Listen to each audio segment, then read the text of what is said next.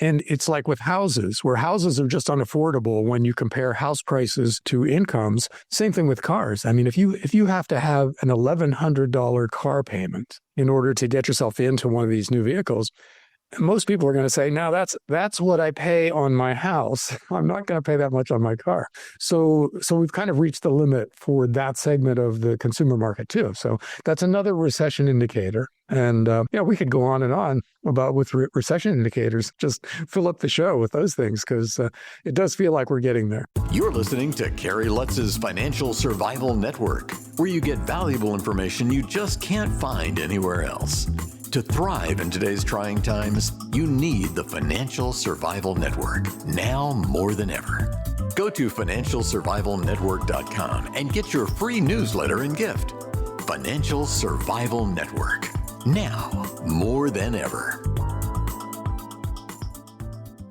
And welcome. You are listening to and watching the Financial Survival Network. I'm your host, Kerry Lutz. It's the day after voting day in November 5th, 2025. Well, John Rubino's with us. And John, if there's one theme, what's happening now is layoffs, right? Hey, Kerry. Yeah, that's kind of been a low-level thing for quite a while now. People have been talking about mass layoffs in tech and things like that. And now it's becoming a lot more broad-based, though, starting with the cardboard box indicator. The guys who make cardboard boxes have a really good sense of which way the economy is going, because when people want a lot of boxes, that means they're selling a lot of stuff. And the opposite's happening now. The demand for cardboard boxes is tanking. And at the same time that's happening, a lot of other big companies are announcing massive layoffs. And remember, we're heading into the holidays right now. This is Christmas time coming up when companies usually add staff. But they're laying off or at best keeping their headcount stable. But a lot of them are just flat out laying off a lot of people. And you don't normally see that this time of year. So the question is the economy just rolling over? Like, are we finally going to get the recession that's been overdue for a long time now? Or is it AI eating a lot of these jobs? So it doesn't matter whether it's the Christmas shopping season or not. People are being laid off by AIs that can do their job better than them. And it's probably a little bit of both, but we'll see in the coming year which one it is. But I think the recession that flows from this will happen sooner rather than later. We won't necessarily know why the recession is happening. We'll just know that companies are laying people off. And you've got a lot of other things going too, like the whole debt metric thing where whatever kind of consumer debt you want to look at, it's at record highs. And the stress metrics like defaults and 90 days late and things like that, they're all going up too. So we've got people being laid off, we've got debt spiking and a lot of debt going bad at the same time. So that's the portrait of an economy that's rolling over into a recession. So, let's see if that turns out to be true in 2026. I think there's a decent chance that it does. Yeah, and it's interesting you mentioned that. So another indicator generally of economic health is things like petroleum consumption. And in a rising economy, gasoline prices generally are going up. But here we see them sinking. And I think there's two reasons for this. If we buy into your recession premise that it's inevitable, that they haven't figured out how to eliminate the business cycle yet, and this time is always different. We know that, but basically, if we have demand going down because of layoffs, impending recession, and then there are now 6.2 million electric vehicles on the road, that's out of just under 100 million. So that's 6% less gas being consumed. And I presume that they're newer cars, the electrics. Therefore, newer cars are driven more generally than older cars because in your older car mix, you've got like all the classics, everything else.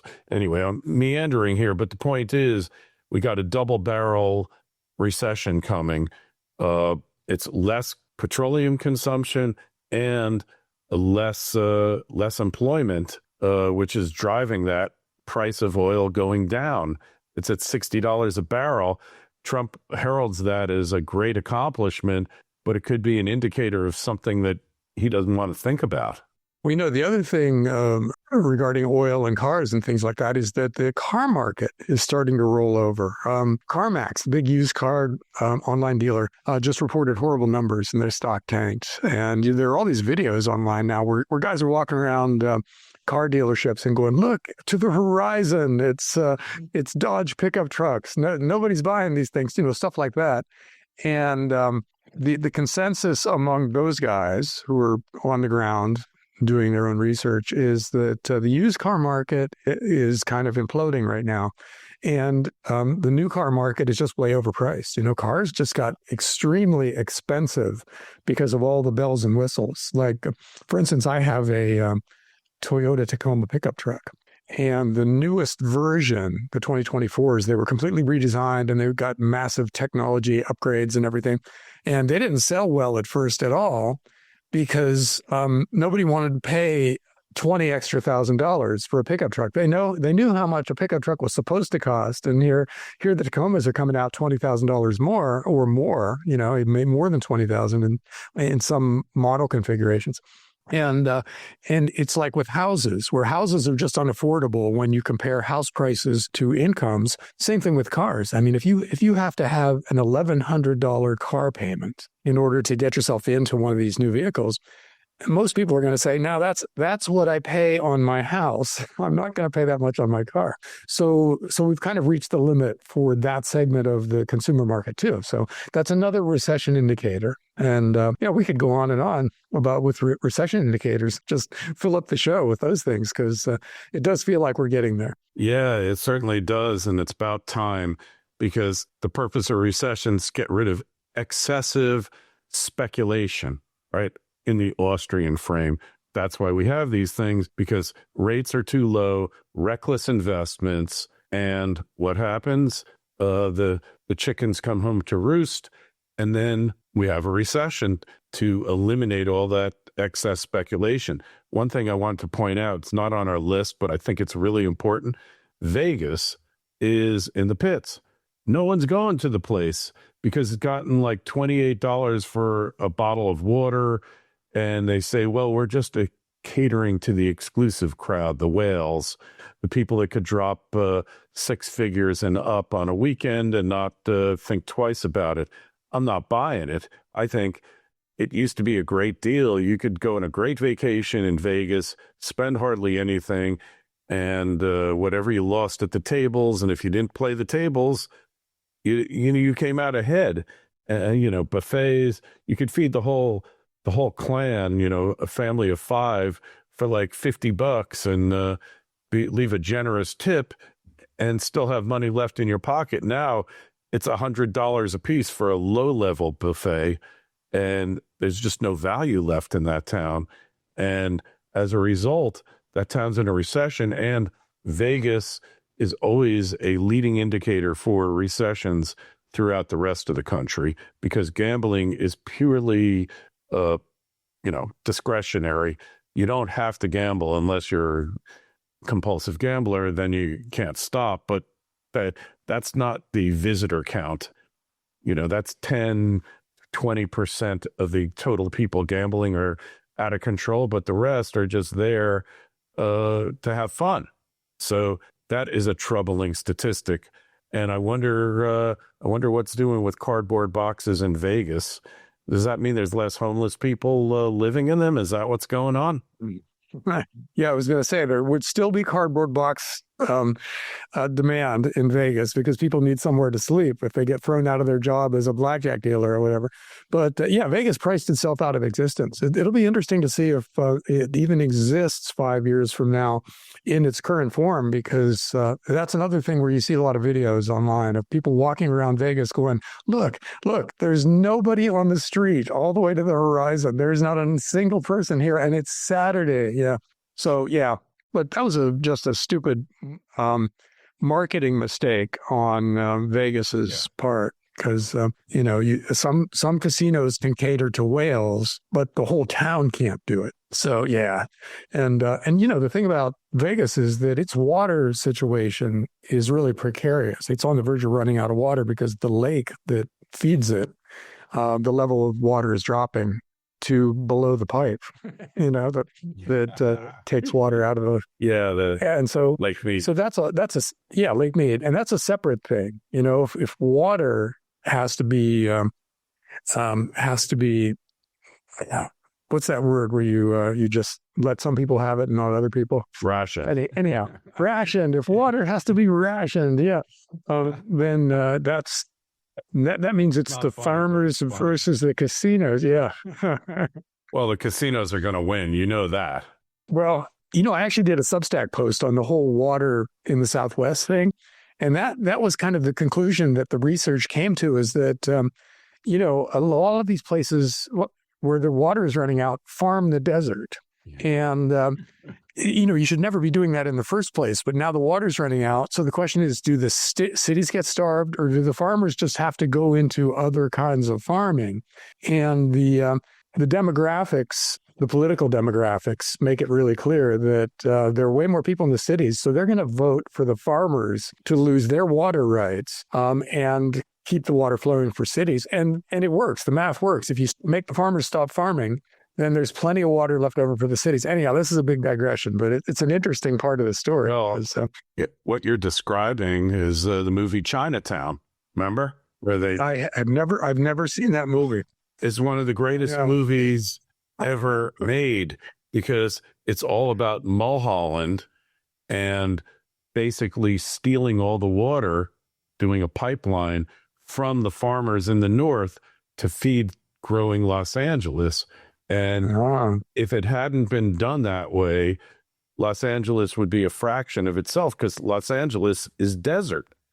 Oh my God. It's like, you got to do that. You got to get on Netflix. You got to watch it immediately. Plus the acting is, it's Jack Nicholson, right? And that was his breakthrough role, I think. Yeah. One of them. And that is an absolute must for all of you out there. If you haven't watched Chinatown, because it's the water wars, but it's the water wars in the 21st century, and the farmers are going to lose just like they lost last time, because even though they have more political clout now, they don't have the clout that the cities have.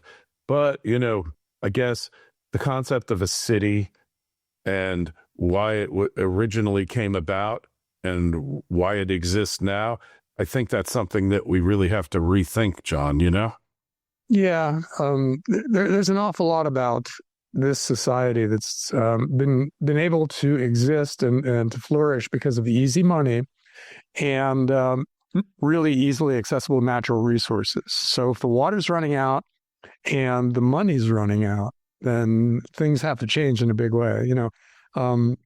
James Howard Kunstler has written a lot of books about that. I think he has one called World Made by Hand, about how we're going to have to go back to making our own stuff, because mass production is just not, and suburbia, et cetera, those things won't survive the next 20 years. That's probably overstating it, but conceptually, I think that makes a lot of sense, that just a lot of things that we think of as normal now are going to turn out to be based on unsustainable things. And they'll have to change. So, there's a million investment theses in that process. So we can still make money while it's happening, but for a lot of people, it's going to be really wrenching. Well, actually, it's in particular. I think it's actually easier to make money now using AI, et cetera, than it's ever been before. I really think that in many ways, but you have to know how to use it. And you can't just ask it dumb questions and expect smart answers, right? Well, Kerry, the easiest money in AI right now is shorting the whole industry. I'm talking Michael Burry's book here. Yeah. Because he's a famous guy from the Big Short, the movie and the book. It was just announced that his hedge fund is majority short. In other words, most of its assets are in put options against one AI-related company, Palantir. So he's betting basically the farm on the AI bubble bursting pretty soon. So, and that kind of spooked in the last couple of days since that came out. The AI stocks have been really volatile. So we'll see what that means. Maybe that is the end of the bubble, because it is a bubble, and the question is, how much money will it take flowing into that sector to keep it going from here? And with all the vendor financing they're already doing and stuff, where one of them gives $1 billion to another one who promises to buy $1 billion worth of the first one's stuff, that's kind of end of cycle activity, and it's happening big time in AI. So we'll see. I haven't figured out how I want to short that yet, but a lot of other people seem to have figured out how they want to do it.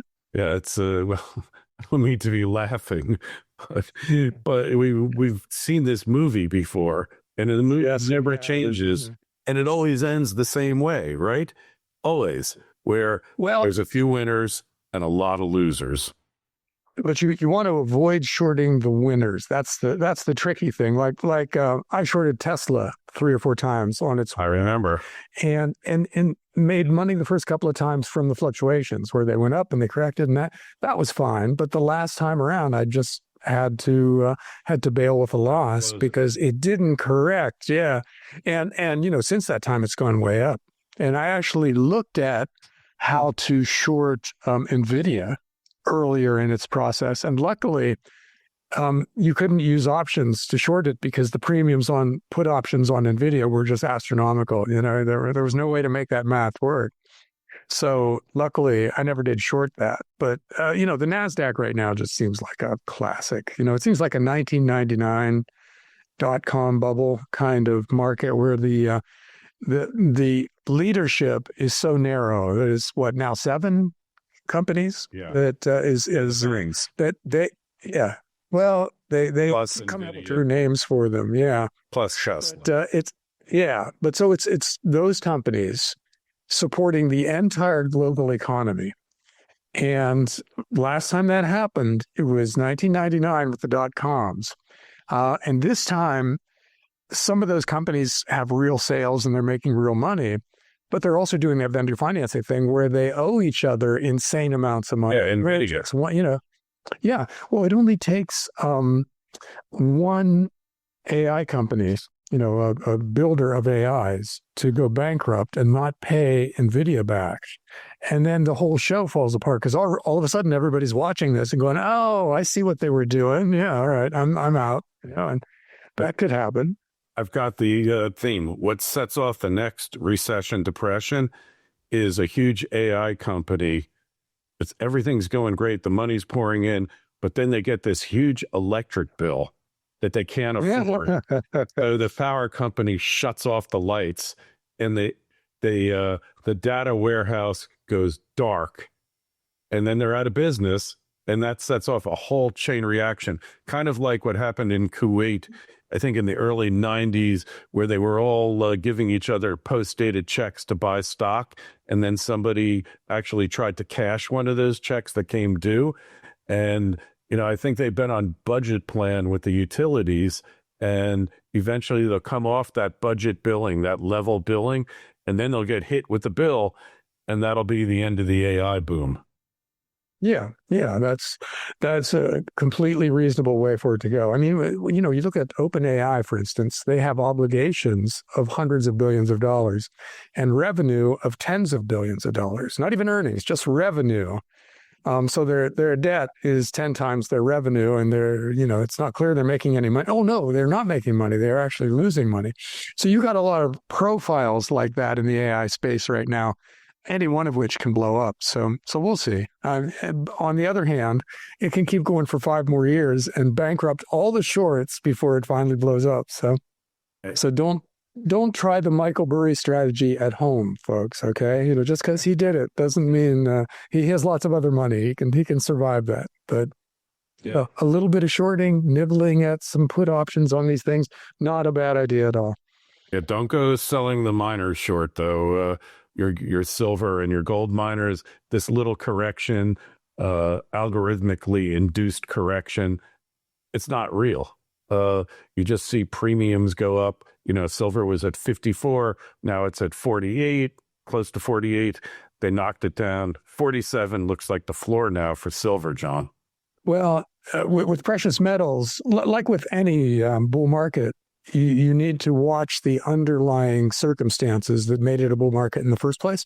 And in precious metals case, it's governments borrowing way too much money and interest costs on that debt going parabolic, and things like that. And as long as that's still happening, which it is still happening, nobody has any way out of the debt bubble that's going on right now.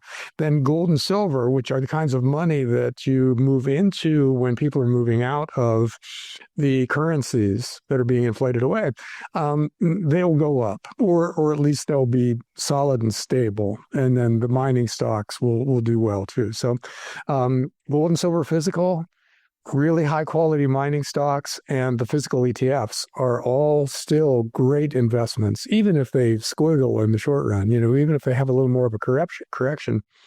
The fiat currencies are still dying. And, yes, a way to look at a potential high in the gold market is that if the dollar goes to zero, gold, when priced in dollars, goes to infinity. So that's your upside.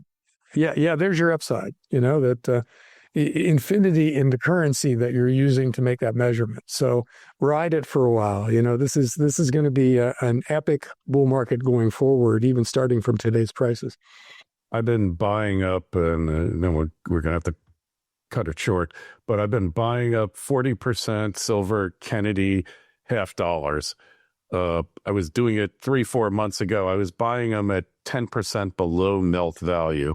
Now there's no discount to melt on eBay. You're paying at melt or over. And that's considered the junkiest of the junk silver.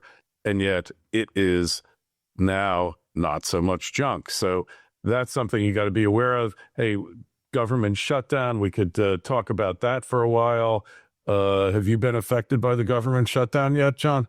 No, I have not, but it's gone on longer than any previous shutdown has gone on. So I assume those guys are feeling a lot of pressure from, the people who don't get their food stamps anymore. And I guess the military is still being paid. You can never not pay the military. Yeah, that's how revolutions happen, when you try to stiff the soldiers. So they're getting paid, So I'm not even sure who's not getting paid. Probably like the park rangers and such, who air traffic controllers. You can't stiff air traffic control. TSA doing that? Oh, Jesus. Okay. Well, it's good. I haven't had to fly anywhere yet, so I'm still alive, which means I haven't been affected by that part of the shutdown. Anyhow, I think they'll settle pretty soon. Yeah. Trump has some people around him who would just love to let this thing go on forever, because it's their excuse for just firing everybody. And, he's hearing that at meetings and stuff like that. But I don't think he will consider that to be the highest probability bet. So they'll probably settle. And the Democrats are the ones who are keeping the clean continuing resolution from being passed, because they see this as an advantage, that they can blame the guy in charge for the trouble that flows from that kind of an event. And, they might be right. Trump's positive polling is going down, his favorability ratings and everything. So we'll see. But I think the pressure builds and they settle this pretty soon. Yeah, I tend to agree with you. And if they got to reduce the filibuster to 55 votes, they'll do it, because this can't go on any longer. And it's just, people are getting upset. Food stamps. I mean, this is always our nightmare, John, when you went to the supermarket, plugged in the EBT card and nothing happened, and we're almost there. Well, it's going to be interesting to see. Make sure you go over to John's Substack. It's rubino.substack.com. Ours, we're strictly Substack now. Dump the website. It's khlfsn.substack.com. John, we'll see you in a couple of weeks. Be well. Thanks, Kerry. See you soon. Thanks for listening to Kerry Lutz's Financial Survival Network, your solution to today's trying times. For the latest, go to financialsurvivalnetwork.com. Financial Survival Network, now more than ever.